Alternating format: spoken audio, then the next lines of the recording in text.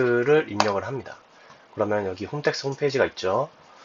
들어가서 로그인을 해줄 거예요. 저도 한번 로그인을 해볼게요. 자, 로그인을 하셨죠? 그러면 이런 홈택스 화면이 나올 텐데요. 이 중에서 세금 신고 칸을 누릅니다. 그 다음에 부가가치세 신고를 하는 거죠, 지금. 여기서 부가가치세 과세 신고, 일반 간이, 대리납부, 이거를 클릭을 합니다. 그러면은 저희가 지금 하려는 게 4월달이기 때문에 정기 예정 신고죠. 보통 개인 사업자 같은 경우에는 4월달에 예정 고지서가 나오기 때문에 그 예정 고지서만 납부를 하시면 돼요. 그런데 혹시나 이번에 전년도에는 내가 부가세를 엄청 많이 냈는데 이번에는 그렇게 실적이 많지 않아서 부가세가 너무 예정 고지서가 많이 나온 거예요. 그럴 경우에는 납부세액이 직전과세기간 기준 3분의 1에 미만하게 된다면 저희가 예정 신고로서 그 고지서를 가름할 수 있거든요. 그런 경우에는 이 신고서를 클릭하시면 되고, 그게 아니다 하더라도 7월달 확정 신고하는 부분에 있어서 저희가 한번 연습해본다 라고 생각을 해주시면 되겠습니다. 법인 사업자분들은 예정 신고해야 되고요. 여기서 이렇게 주요 서비스가 나와요. 이게 뭐냐면은 이거는 크게 중요하진 않고, 여기 보시면은 현금 영수증 매출 같은 경우 매입 이런 거는 4월 1일날 바로 업로드가 될 거고, 세금 계산서 이런 것들은 4월 14일, 신용카드 매출 매입 내역은 15일날 집계가 되고, 판매 결제 대행, 이게 뭐냐면 오픈마켓 있잖아요. 배달의 민족이라든지 요기요, 이런 오픈마켓을 이용한 매출이 있다면 그건 4월 16일날 집계가 되니까 그 전에 신고하시게 된다면 주의를 해서 신고를 해주세요. 왜냐면은 누락할 수가 있으니까. 그런 안내사항이고요. 그래서 부가가치세는 4월 1일 되자마자 나 바로 신고하고 그냥 바로 끝내야겠다, 몰라 하면 안 되고요. 4월 16일날 까지 기다리셨다가 집계가 완료되고 나서 그때 신고를 하시면 되겠습니다. 닫아주시고 이제 저장을 하고, 이제 새로 신고할 거니까 이렇게 한번 확인하고 확인 버튼 눌러서 이게 나오죠. 그 다음에 저장하기, 이 화면이 나올 거예요. 이것만 입력하시면 끝입니다. 복잡해 보이실 수 있는데 하나하나 차근차근 따라오시면 돼요. 자, 먼저 여기 1번 써있죠. 매출세액. 여기서 매입세액을 차감하고 공제 감면을 마무리를 지으면은 우리가 납부할 총 납부세액이 나올 거예요. 세금계산서부터 볼까요? 여기 세금계산서 발급분에 입력 수정 눌러주시고요. 불러오기를 누르면 되거든요.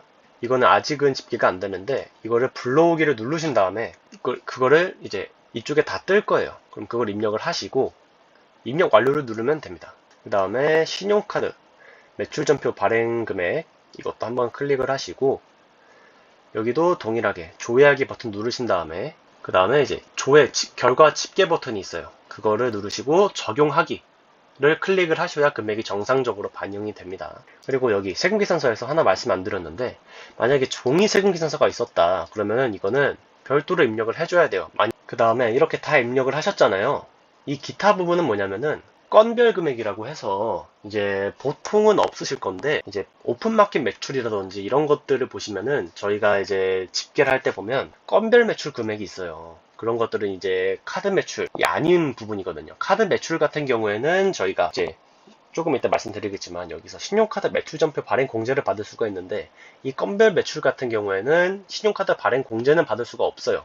그렇지만 신고는 꼭 하셔야 됩니다. 이 건별의 부분에 있어서 궁금하실 수도 있는데 보통 크게 없다고 보시면 되고, 사실 그런 매출이 나오시는 대표님 분들 같은 경우에는 직접 신고하시는 것보다는 세무사 사무실에 한번 상담을 의뢰하셔서 직접 신고 대리 견적을 받아보시고 그걸 토대로 신고를 맡기시는 게 훨씬 시간도 아끼시고 금액도 더 절세가 가능할 거예요. 이렇게 입력을 하신 다음에 마지막으로 이 과세표준 명세를 입력을 해야 되는데, 우리가 지금 세금계산서 발급분, 신용카드 발급분, 기타 매출 발급분을 다 입력을 했잖아요. 이거를 이제 매출금 합계가 여기 입력하는 금액과 일치를 해야 돼요. 그러니까 여기 만약에 100만원이 떴다 그러면은 100만원 이렇게 입력을 하시고 완료를 누르시면 됩니다. 지금은 제가 입력이 안 됐기 때문에 0원으로 해야 되는 거고요. 이제 두 번째로 매입세액이죠. 매출 입력을 마치셨으면은 이제 매입세액을 입력을 하셔야 되는데, 매입세액은 세금계산서 수치분과 그 밖에 공제 매입세액이라고 있어요. 세금계산서 수치분은 매출세액과 동일합니다. 네, 여기서 불러오기를 누르시면 14일이라 아직 안 되지만 또 집계 버튼이 있을 거예요. 그러시면은 조회 결과 집계를 적용을 하시고 그 다음에 확인을 하시면 됩니다. 그럼 이렇게 불러와질 거고요. 종이 세금계산서는 만약에 대표님 분들께서 임대를 하시고 계시는데 수기 세금계산서를 발급하시는 분들이 계실 수 있죠. 그런 분들은 수기 세금계산서를 이쪽에다가 입력을 하셔야 됩니다. 사업자 등록번호, 그 임대해주시는 임대사업자 등록번호 입력하시고요. 매수가 몇 매인지, 총 공급가액 얼마인지, 그러면은 그 세액이 뜨겠죠. 그거를 내용을 추가를 하시면 추가가 될 거고요. 그걸 적용하기 버튼 누르시면은 적용이 됩니다. 이렇게 입력 완료를 하시고, 그 밖에 공제 매입세액은 뭐냐면 여러 가지가 있어요. 이제 현금 영수증, 그 사업자 지출 증빙으로 하신 거 있죠. 똑같이 조회 버튼 누르시고 여기서 확인하신 다음에 현금 영수증은 아까 보셨지만 4월 1일 달에 다 집계가 됐기 때문에 여기 이게 뜨는 거고요. 이 조회 결과 집계 버튼 이거를 누르시면 이렇게 집계가 돼요. 이거를 적용하기 누르시면 되고요. 화물 운전자 복지카드는 뭐냐면 운수업 대표님 분들 같은 경우에는 이제 보통 그 주유 카드가 있잖아요. 그 주유하는 카드가 있기 때문에 그 주유 카드를 등록을 해 놓을 거예요. 신용카드를. 그러면은 그 주유 카드는 알아서 이쪽에 떠가지고 반영이 될 거고요. 저희는 음식점업이기 때문에 별도의 주유 카드는 없습니다. 그래서 조회 결과 집계 누르시면 집계가 될 거고 적용 마무리하신 다음에 자 신용카드 매출 전표 수령 명세를 보면 이제 사업용 신용카드를 눌러 보시면요. 여기 우선은 15만 8천 원 정도만 공제가 됐는데 지금 보시면 525만 원 정도를 썼어요. 그랬는데 왜 이것밖에 공제가 안 되냐? 국세청에서는 1차적으로 공제 불공제를 굉장히 보수적으로 잡습니다. 이 중엔 분명 우리가 직원 식대라든지 아니면은 뭐 사업에 사용하는 쿠팡 구매 내역이라든지 이런 것들이 있을 거예요. 그런데 지금은 불공제로 넣어 놓은 거죠. 왜냐면은 제가 아까 말씀드렸다시피 국세청에서는 굉장히 보수적으로 집계를 하기 때문이고 그렇기 때문에 이 중에서 대표님께서 직접 내가 사용한 부분이 있다 하시면은 그 부분은 별도로 넣어 놓으셔야 돼요. 보시면은 여기 그 밖에 신용카드가 있죠. 여기다가 하나하나 입력을 하시면 됩니다. 그쪽에 사실 이 부분이 굉장히 번거로울 수도 있는데 대표님 분들의 세금을 조금이라도 줄일 수 있는 부분이니까 하나하나 입력을 하셔서 입력 내용 추가하기 누르시고 적용하기 누르시면 됩니다. 그렇게 하면 입력이 완료가 되고 나머지가 이제 신용카드 발행공제 이런 것들이 있죠. 보시면 전자세금계산서 발급 건수라고 해서 내가 세금계산서를 발급했으면 그 건수도 한 건당 200원씩 공제를 해주고 있어요. 한 대표님이 이런 말씀 하시더라고요.